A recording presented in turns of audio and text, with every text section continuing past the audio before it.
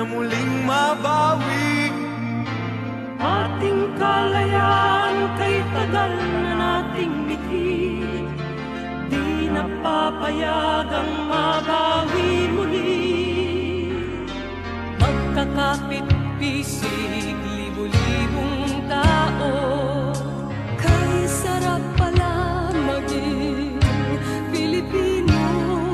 Sama-sama iisa ang adhikain, kailanman di na maaalipin. Ang mga Pilipino sa mundo,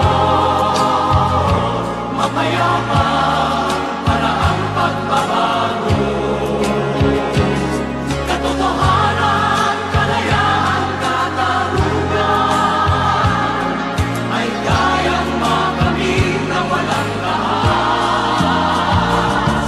Basta't magkaisa tayong lahat.